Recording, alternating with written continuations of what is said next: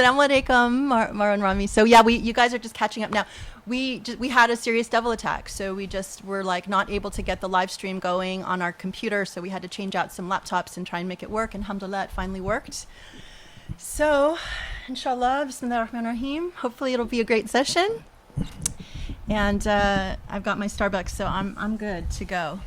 So anyway, I'm so happy to be here for another session. As I had explained, after the last session, I think we were all just so incredibly blown away and excited, and people were sending in really lovely messages about how it touched them so much. And I think the professor, oh my God, I'm talking and he's not hearing me.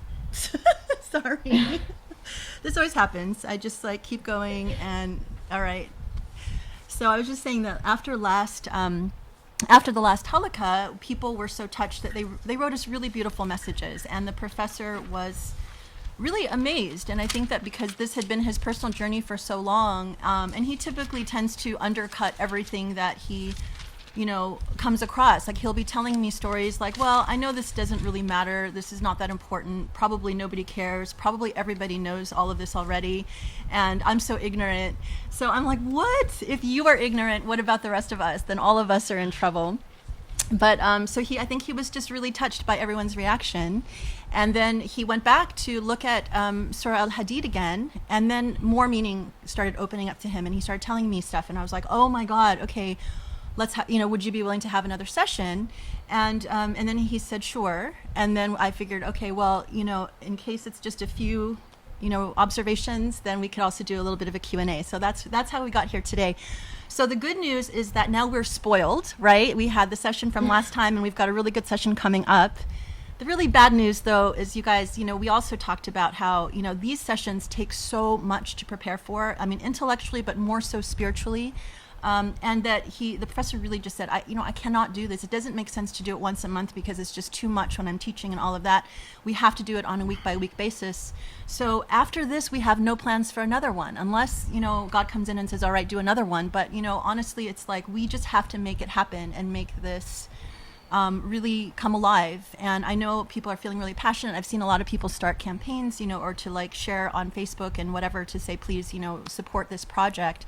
So I'm trying, to also spread the word and coming, we'll launch something hopefully maybe on LaunchGood or, whatever. We're going to just try and push really hard. And the good news is that we've had a lot of people donate, but the bad news is not quite enough. So we really need to, step it up and have everybody jump on board. And I think after what I saw last week, and I'm sure after today, my passion for fundraising has jumped about 1,000 points because I really believe in this project, and it's like this is the most important thing moving forward. So I hope that all of you will feel that passion and share it and spread it. The really amazing good news is we did get one donation of $60,000. And it was like, oh my God. So alhamdulillah, this was someone who had actually contacted me before we had the Halaqa because they were interested in starting like, a scholarship fund for students that were studying Islamic studies. And it was, kind of part of a like, okay, thinking about the future and, how can I invest money if, since none of us know when we're leaving. And then I think when we had the Halaqa and they saw it, they felt really, they said, I'm happy to donate this money for the Quran Tafsir project. So that was incredible. So I think that, definitely covers about, 50 people for a year. So we still need a few more. I haven't had a chance to tally up where we are, but I'm going to try and update the number. If you go to the dedicated webpage that describes the project, there's a little, number of how many people are on board and how many people we still need. And that number was 21 as of when I updated it, but we've definitely had more people come in.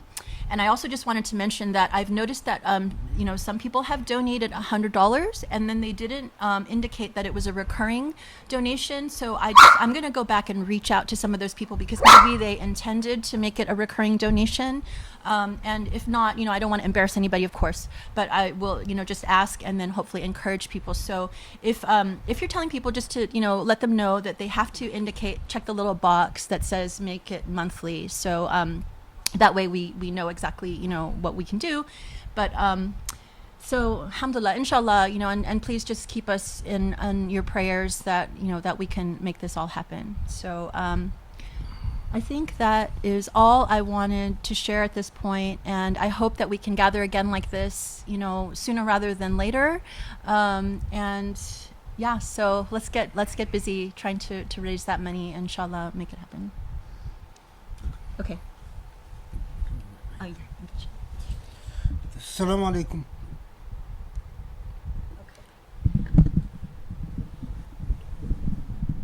It's taken off my ears. Okay. Yeah, Bismillah ar-Rahman ar-Rahim. صلي وسلم الله يحلل عقدة من لساني يفقهوا قولي. اللهم صل وسلم وبارك على محمد وعلى آله وصحبه. Okay, so a couple of things. I was very touched and pleasantly surprised by the response I got from many of you. In response to the Surah Al-Hadid in the last Halaqa.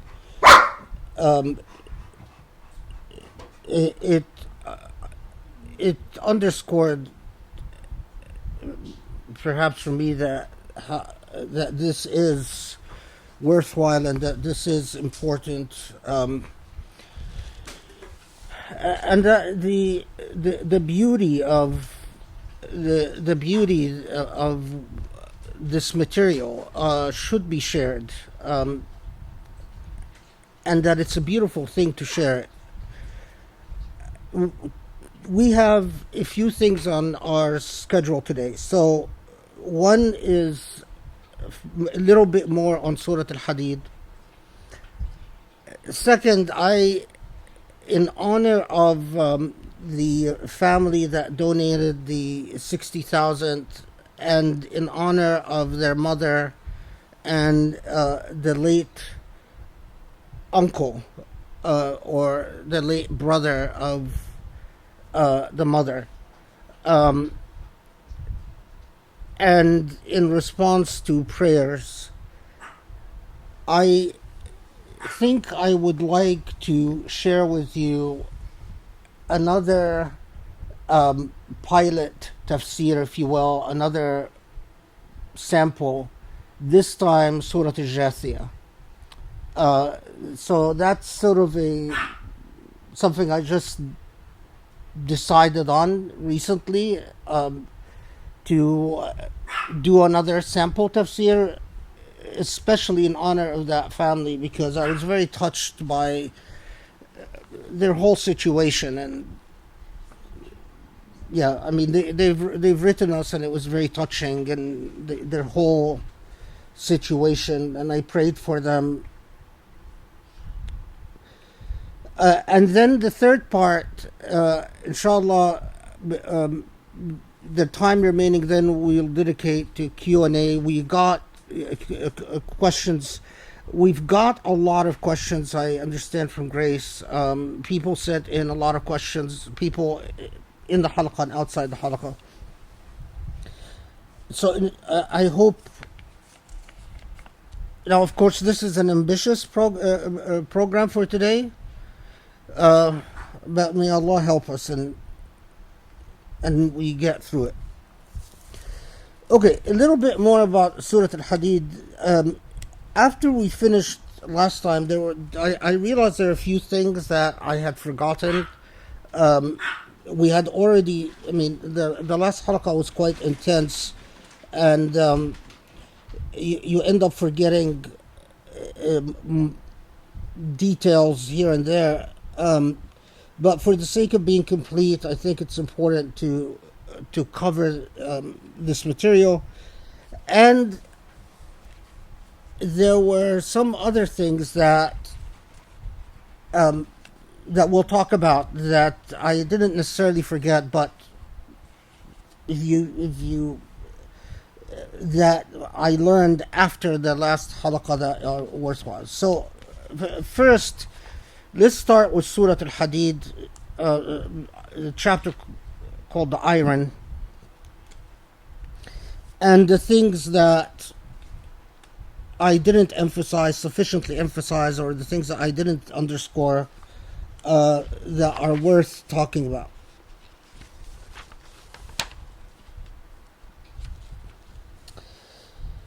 So, first, I want to go back to آية 3 هو الأول والآخر والظاهر والباطن وهو بكل شيء عليم.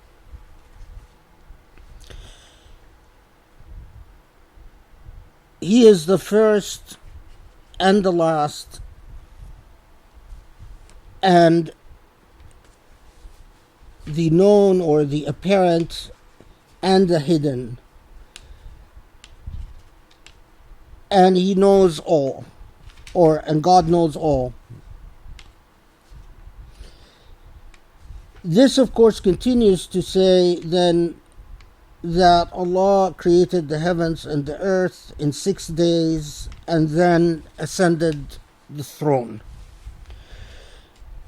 and that Allah knows all that is within the earth and all that is in the heavens, whether it descends from the heavens or proceeds and progress or exists within the heavens. And then at the end of the ayah number 4, the amazing proclamation that Allah is with us wherever we are. It's worth noting here that this expression هو الأول والآخر والظاهر والباطن, that God is the first and the last, the seen and the unseen, the external, not necessarily the seen, but the what dwells in the world of the seen and what dwells in the world of the unseen, has had a remarkable impact on Islamic theology throughout history. I'm not aware of a single Sufi tariqah, for instance, that doesn't have at the core of its dhikr and at the core of its methodology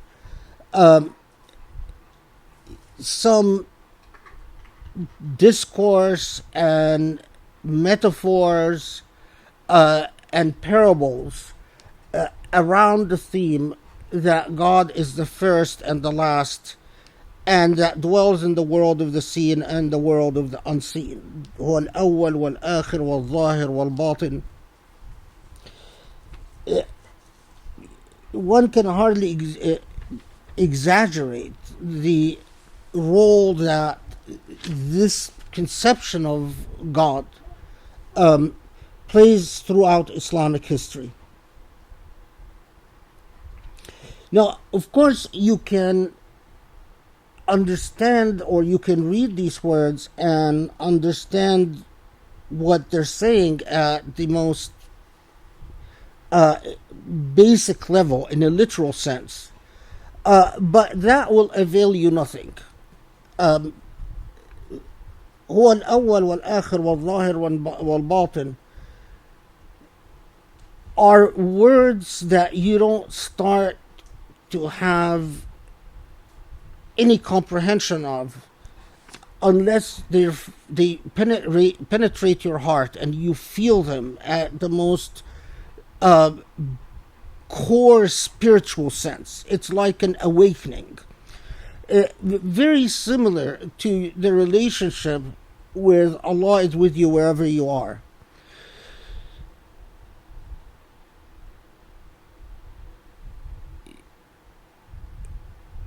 My advice is that to spend time repeating هو الأول والآخر والظاهر والباطن. If you take these words and turn them into a dhikr, something that you repeat, and pray with them. You literally, after you do your salah, you just sit and repeat this phrase to yourself. The enlightenments, the nur, the light that it brings are remarkable. And when they penetrate your heart, you start developing relationship with the words. And this is another thing about this journey with the Quran. There is the commentary on the words of the Quran, but there's the unfolding revelations of the Quran that comes from a relationship with the words of the Quran and the expressions of the Quran. Because of the time pressure last halaqa, I sort of just went over this quickly, but this is worth emphasizing a million times. To start supplicating and developing I can't describe it other than a relationship with the idea of, because we human beings, our logical processes are limited to the laws of physical nature as we comprehend them through our analytical logical processes. And our analytical logical processes, when we see something, the way our brains are created, they're created in very much in parallel with mathematics, except those who are, the few of us who are gifted enough to be able to think imaginatively and abstractly beyond mathematics. Even if we're bad in math, that's not the point. Our brain work in terms of 1 + 1 = 2, 2 + 2 = 4, and if we would have a serious problem if our brains didn't work that way. Similarly, our brains, the way that our brains are programmed is that when we see something, we immediately ask where did it come from? And the assumption, the mathematical assumption, is anything is derived from something else. When we think of something as being the last,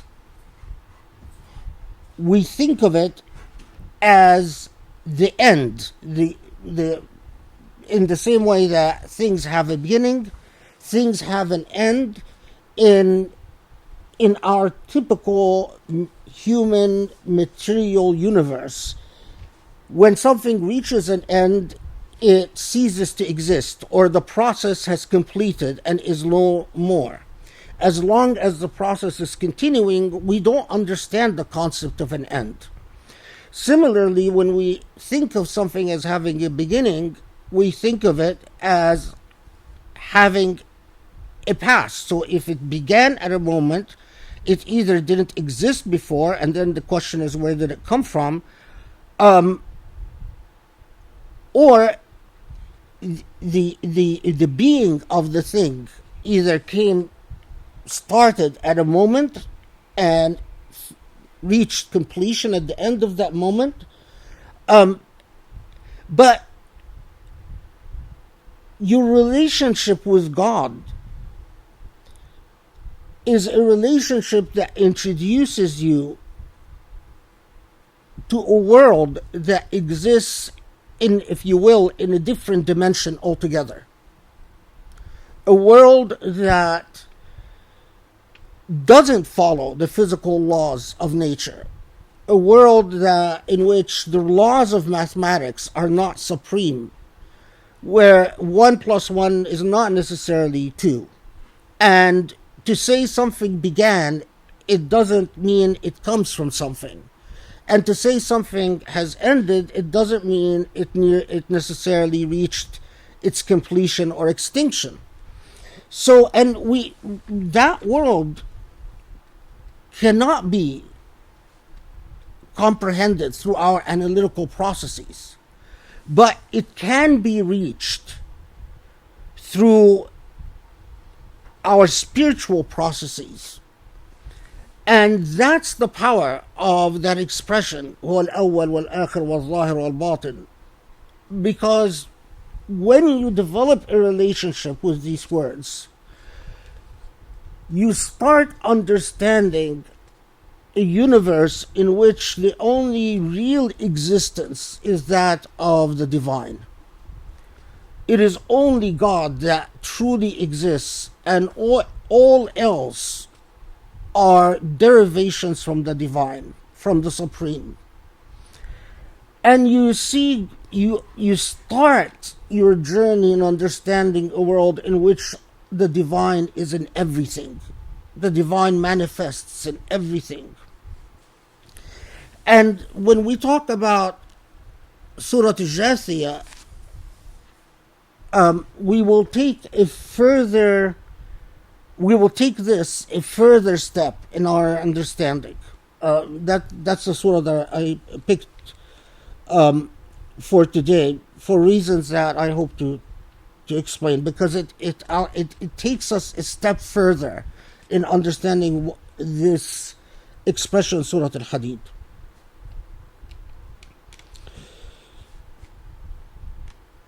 So make هو الأول والآخر والظاهر والباطن a part of your dhikr. And I'll even say that your iman,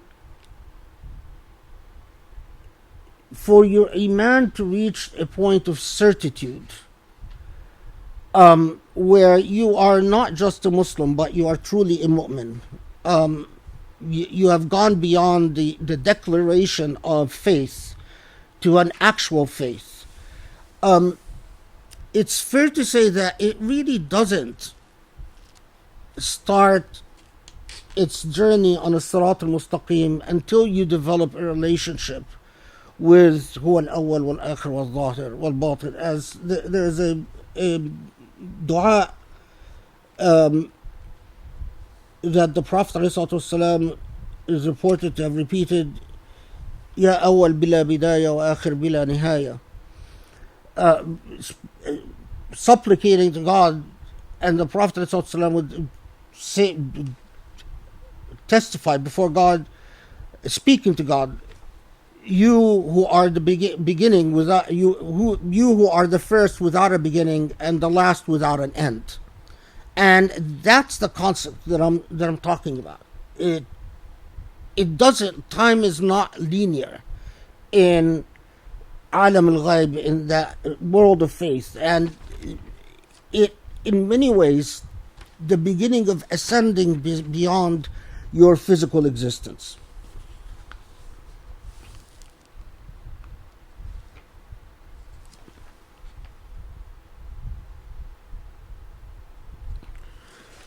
I don't think so. I think, the question is, can it be done in English? I don't think so.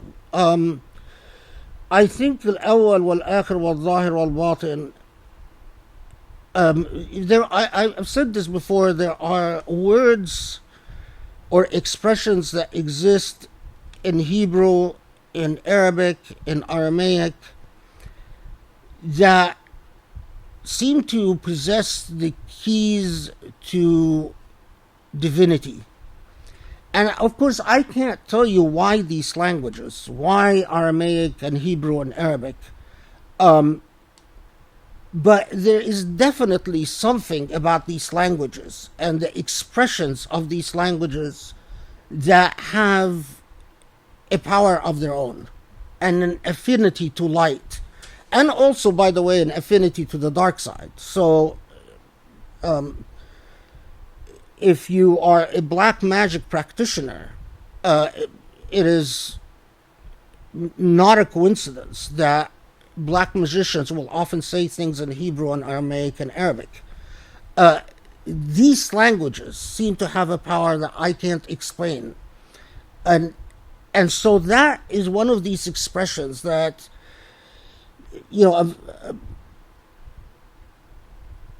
have a power that you just need to experience. It can't be described. Okay, so moving on so we can cover everything I hope to cover, inshallah. note at ayah 9. هو الذي ينزل على عبده آيات بينات ليخرجكم من الظلمات إلى النور وإن الله بكم لرؤوف رحيم. This is the ayah that reminds us that Allah, one of the core objectives of revelation is to take human beings, what Allah describes as taking human beings from darkness to light. And then the end of the ayah number 9, إِنَّ اللَّهَ بِكُمْ لَرَؤُوفٌ رَحِيمٌ. Allah with you, human beings, is most merciful and most kind. This is just not, this is another one of these ayat that is an entire relationship. To understand that Allah's core relationship with us is a relation guided by compassion and kindness, and that when Allah advises us that Allah takes us from darkness to light, and that it is entirely for our own good, and that this relationship is guided by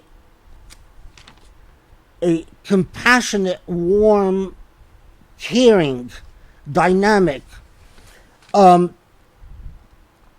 is core to the entire message of Islam. It is not an exaggeration to say what is Islam about. It has taken human beings from a state of darkness to a state of light. One is this darkness you can intuitively know. Darkness is anxiety, darkness is depression, darkness is loss of meaning, darkness is a state of heedlessness and pointlessness, a state of loss. Light is precisely the opposite of that. But what guides this relationship is rahmah and ra'fa, kindness and mercy. Why is this important to underscore? Because if your iman, whatever your religious practices are, the end result of your iman is inconsistent with compassion and kindness. If your iman, whatever that iman is, at the end of the process, you are not a compassionate and kind human being, if you don't have empathy, if you don't have a genuine sense of care towards your entire existence, not just towards other human beings, but towards human beings, towards living things, towards non-living things, towards whatever you can imagine, the trees, the birds, the animals, the seas, the air, then it is impossible for you to be described as someone being taken out of darkness to light. Again, I underscore this because this is a way that you can evaluate yourself and you can check yourself. For whatever your iman is, whatever your Islam is, when all is said and done, are you a loving human being? Are you a kind human being? Are you a caring human being? Do you relate to your universe through that relationship of kindness and care, or not? If not, then your religiosity is flawed. The end result, and this is really core for re-anchoring ourselves in the Quranic message, When you see someone who claims religiosity and at the end of that religiosity is cruelty to other human beings, leave alone things like terrorism and murder and torture and all that stuff, or lack of care, and I mean lack of care even for, the children in the streets, for the homeless, a lack of concern about the environment, a lack of care about the suffering of animals, a heedlessness towards who suffers when and how. It is impossible. It is a contradiction in terms to describe that human being as have gone from darkness to light. And this is something that we will see in the Quran repeatedly. Time and again, Allah reminds us that the law will not avail you. And when we talk about Surah An-Nur, inshallah, one of these days, you'll see this in very concrete terms. The law will never be an excuse for avoiding that logic. Or all else, no excuses about the technicalities of ibadah or mu'amalat, the laws of worship or the laws of any other relationship. So this is something, again, in the journey that we take toward dhikr and our relationship with the Quran.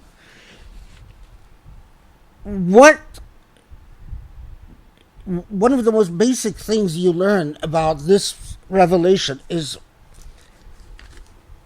at the end of every Quranic session that you have, with the Quran, what should be the prevailing emotion that comes over you? Let's say you read the Quran in Ramadan. Let's say that you read the Quran every day. Let's say that you read the Quran once a week. Whatever that. What should be at the conclusion of that engagement of the Quran? An overflowing state of empathy. An overflowing state of empathy, mercy, and kindness. If you sat in a session with the Quran and you close your Quran and what you feel is anxiety about your future, then the Quranic session was a failure. If what you feel is confusion about your past, then your Quranic session was a failure. If what you feel is anger with your significant other, anxiety about your relationships, or if what you feel is how many hasanat did I earn, but I don't really care about anyone else, then your Quranic session was a failure. I want to emphasize this again, because so many Muslims spend time with the Quran and then they'll tell me, well, with every letter I earned 10 hasanat. Alhamdulillah, they're very happy. Every letter they read, they earned 10 hasanat. But they're not thinking about how they feel about the universe in which they exist. It doesn't even occur to them. They think that the Quran is like some medium for self-indulgence and selfishness. How many did my hasanat counter go up? But they're not changed in any way. They're not a softer human being. They're not a lot more loving human being. They're not a more caring human being. I've seen people time and time again in life will read Quran, close it, and a short time later, they're still backbiting, they're still talking about other people, they're still fighting, they're still arguing, they're still yelling, they're still lying, they're still doing everything that is contrary to the engagement that they had with the Quran. That is insulting and deprecating the Book of God.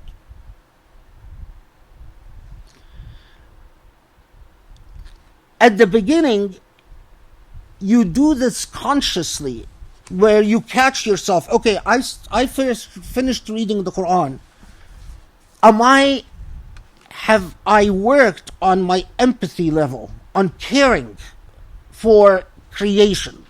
Not just my claim of caring for God is made concrete only by my relationship to ayatullah, to the signs of Allah. What are the signs of Allah? As we'll talk about in Surah Al-Jathiyah, signs of Allah are not just what is written in a book, but what is also created by God. So, let me even take it to a point of, when you finish reading the Quran, do you think about the ozone layer and feel differently? Or are you still the same indifferent human being? If your measure of careness for everything doesn't go up even just a notch, then your session with the Quran was a failure. This is a methodology. It's a philosophy of life.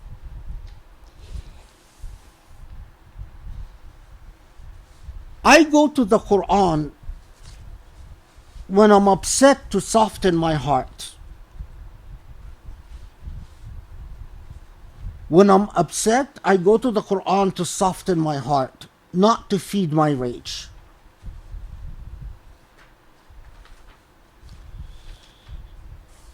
If I catch myself being petty or selfish,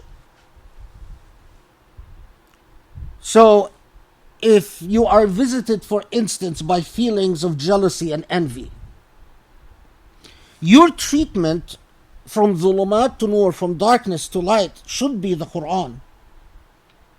But if you go to the Quran and you engage the Quran in the dynamic from darkness to light, and your session ends and you're the same envious, jealous human being,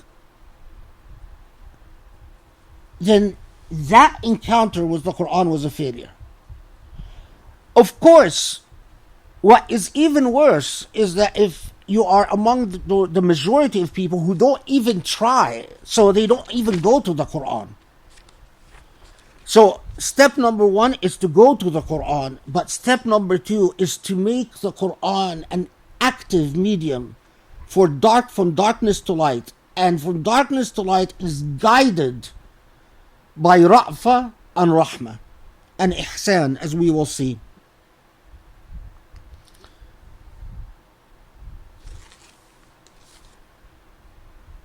Make that a philosophy of life, not just for now, but forever.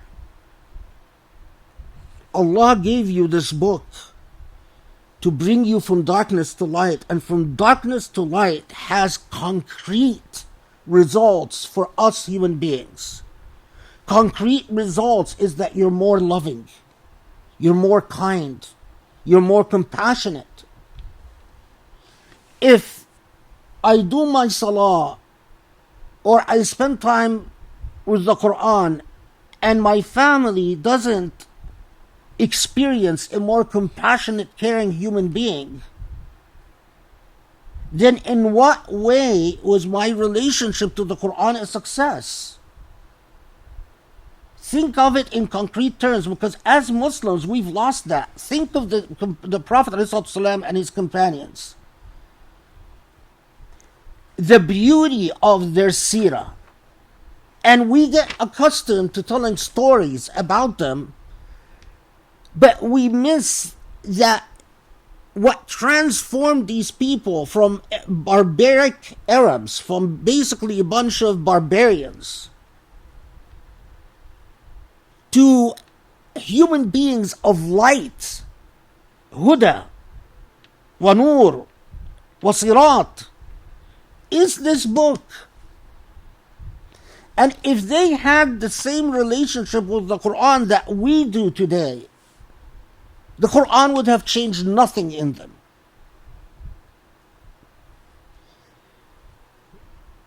In the past,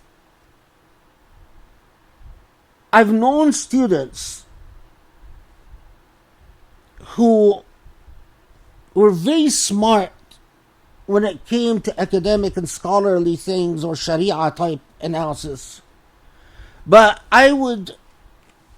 sometimes I would even tell Grace, this student, they're never going to amount to anything Islamically. We would often have this argument, so why don't you just cut them off? And I'd say, because I have to give them their full opportunity. But because I would see that they have high intelligence, but their relationship to the Quran leaves them untransformed, I would know that they're moral failures. Don't be a moral failure. When Allah tells you this message is to take you from darkness to light, it must be translated in something concrete, something tangible, and not something. And when we go to Surah Al-Jasiyah, you'll see a further step. But it is not whether you can testify on your own behalf, in your own favor. How do we know who's good or bad? Is it because someone says, I am good or I am bad? That's a biased testimony. Obviously, the one who will judge is Allah. But we get a sense, a reality check from the testimony of who? Other people. I will take you a step further and say, I get affirmation from the testimony of other people, affirmation from the testimony of angelic madad, my relationship with Allah and divine, and even from animals. If my dog loves me and knows me as a compassionate human being, as a loving, caring human being, that is light. I used to know someone who, when they get upset, I caught them kicking one of our dogs. I knew at that moment that that person will never emerge from darkness to light. Because even if they are very loving towards me or my family, but their relationship with the Quran doesn't translate into compassion and love with all living creatures, then they're a fraud. There's some huge and basic moral failure.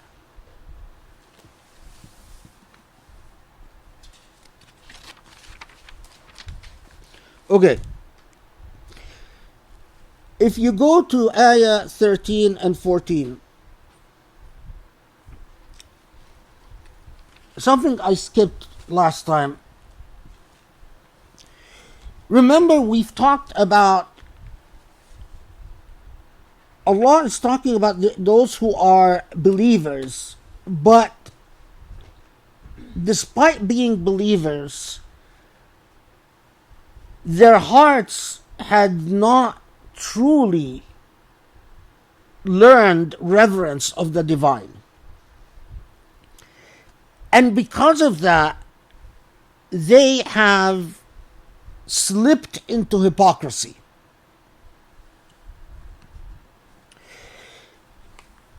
So they have become, although they are believers, but at the same time, they are unjust to themselves or towards themselves because their behavior has become hypocritical.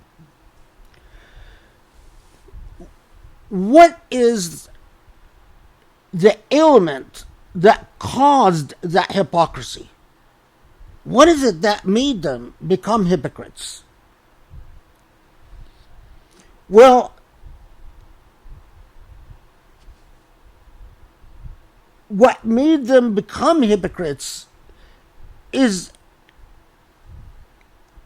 wishful thinking about Allah, that they indulge themselves, they indulge their egos, and they simply assume that Allah will forgive them. Well, Allah must forgive us. Oh, Allah will be okay. So they do the haram, and they don't want to confront themselves about their haram very much. They don't want to think about it. So what they do is that they just simply, sweep it under the rug. It's okay. Allah will forgive. Now, note here, يقول المنافقون والمنافقات للذين آمنوا انظرونا نقتبس منكم نوركم قيل ارجعوا وراءكم فالتمسوا نورا فضرب بينهم بسور له باب باطنه فيه الرحمة وظاهره من قبله العذاب. So these people, this is again verse 13 and 14, they go in the hereafter, they realize that they don't have light. When, as the Quran puts it, your بصرك اليوم حديد, that when your eyesight becomes like steel, so you see the truth. You no longer are there veils and fogs, but you see the truth for what it is. And when you see the truth, you will see those who have light, the divine light flowing between their hands. And then it dawns on you that, well, I don't have that light. I'm missing light. Then you look towards those who were your people, your fellow Muslims, whoever the people that you knew in life, and you notice that they enjoy the light, but you don't have the light. The natural reaction is to say, I'm with those. Think of the final day, and think of back in the days when, I don't know if you've ever had that experience as a child, because as I said, we grew up in different cultures. But, as a child, when you are forced to separate into a group, and a group, let's say, half the class is going to go get shots at the nurse, in the nurse's office, and half the class has a recess. And then I realize that I am with the half that's going to go to the nurse to get shots. In my days, it was cholera shots.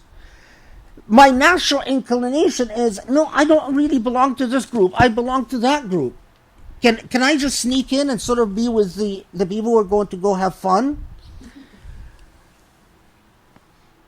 So the natural reaction is that you're going to say, those people who are lightless are going to say, well, wait, I was among them. I was one of them. I was on their team.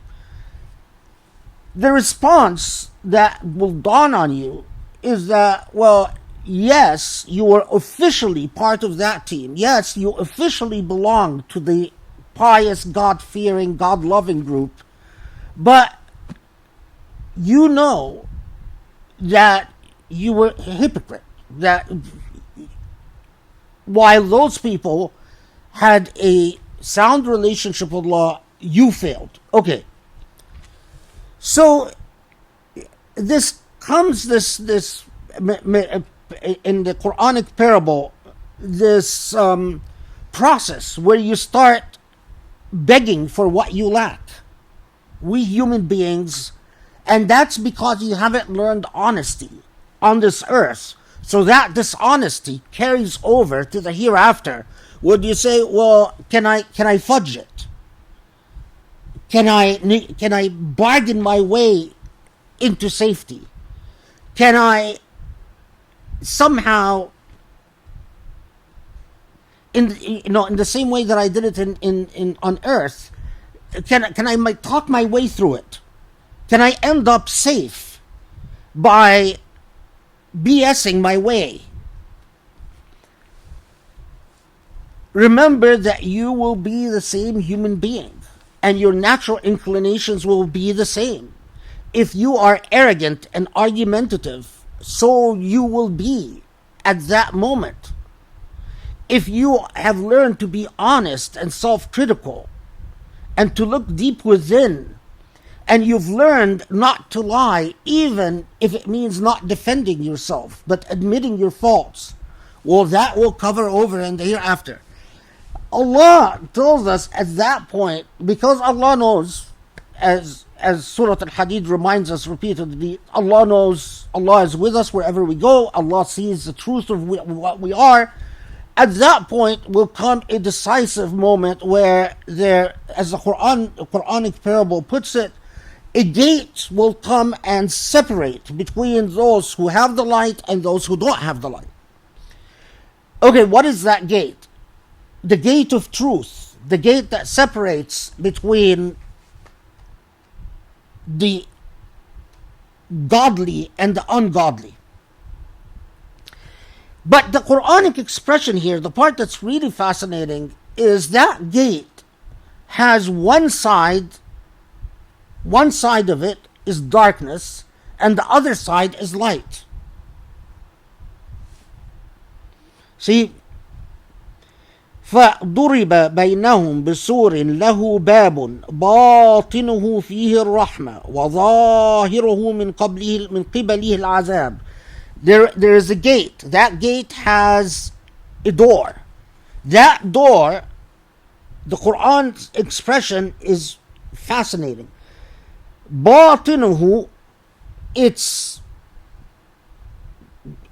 first, I'll tell you how that normally is understood and translated. But that one side of that door is mercy. The other side is torment. If you look at any Quranic tafsir or any Quranic translation, what they'll tell you is that gate that separates the saved from the unsaved, the side that has mercy is the side that is facing the saved, and the side that has torment is the side that's facing the hypocrites, the unsaved, right? And so that's how you make sense of that ayah. A door that has two sides. On one side is mercy, on the other side is torment. The saved get the side of mercy, the unsaved get the side of torment. But if you look at the words of the Quran, I would submit to you that that's not what it's saying. It says, Babun batinuhu fihi rahma.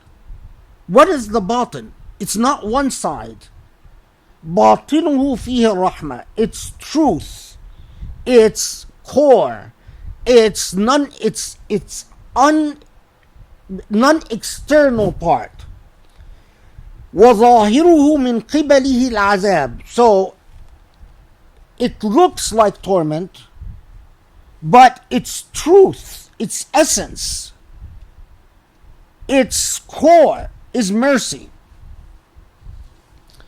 I think, and again, if I was doing this, my regular tafsir halaqa, I wouldn't impose what I think, but my relationship with Surah Al-Hadid has convinced me that what Allah is telling us is that when it comes to the hypocrites, and remember, there are people who have fallen into hypocrisies. There are people who at some level believed, but not truly or not genuinely, or committed numerous sins.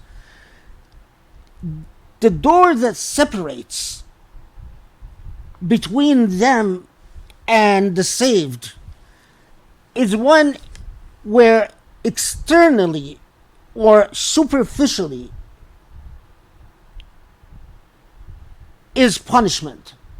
But the essence, the truth of that punishment is to achieve justice, to rehabilitate, and so the truth of it is mercy. The way I understand these ayat is that even the punishment for this group of people, it is for own good, to expiate for their sins, to cleanse them of their failures, but not to doom them internally. For these group of quote-unquote hypocrites, that in fact cleansing your sins, confronting your failures, the essence of it, the truth of it, is mercy. What happens after you expiate your sins? Well, if we take the Sunnah plus the Quran, there is very good reason to believe that you pay for your sins, you settle your score, but Allah doesn't punish you for vindictive reasons. Even your punishment is for your own good. That's the way I understand these ayat in Surah Al-Hadid. As you realize, I skipped over them last time, partly because they're a bit complicated. The part, if you notice, ayah 14, ينادونهم ألم نكن معكم قالوا بلى ولكنكم فتنتم أنفسكم وتربصتم وارتبتم وغرتكم الأماني حتى جاء أمر الله وغركم بالله الغرور. So the ayah 14 is the part where it says those people who are separated by a door that looks like it's a gate of torment, but its essence is mercy.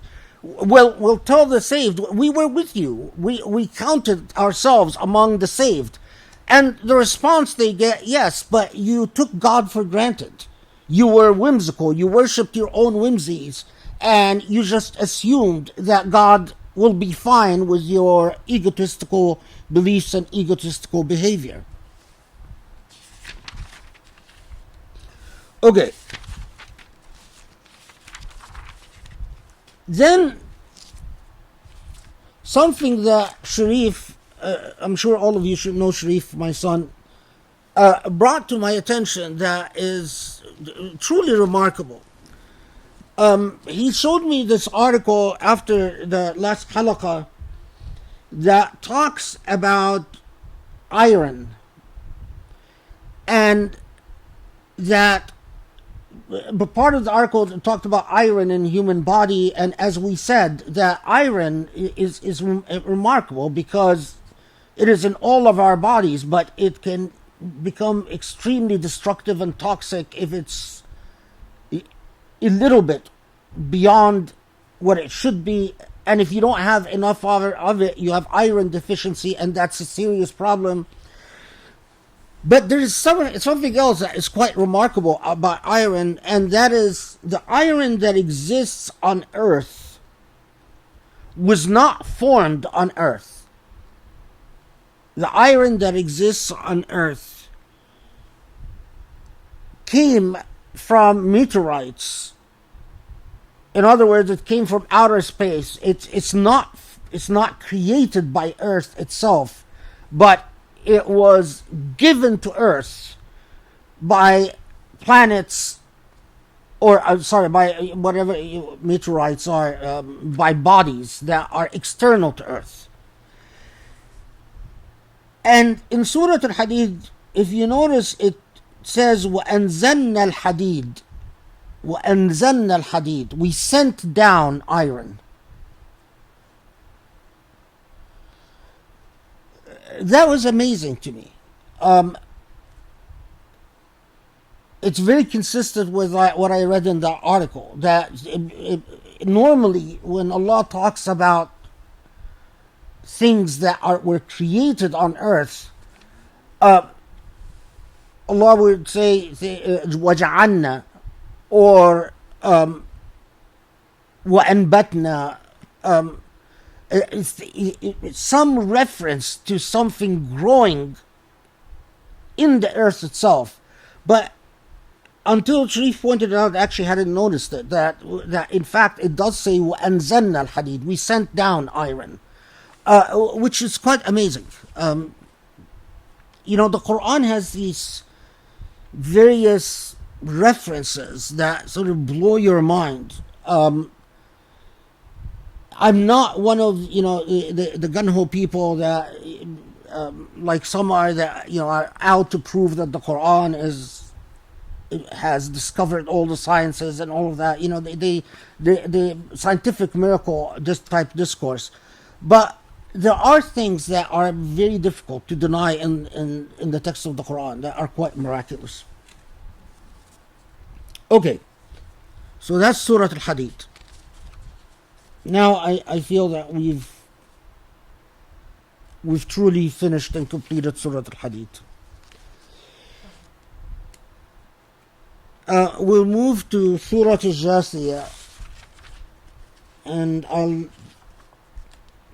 tell you a little bit about why I picked Surah Al-Jasiyah, but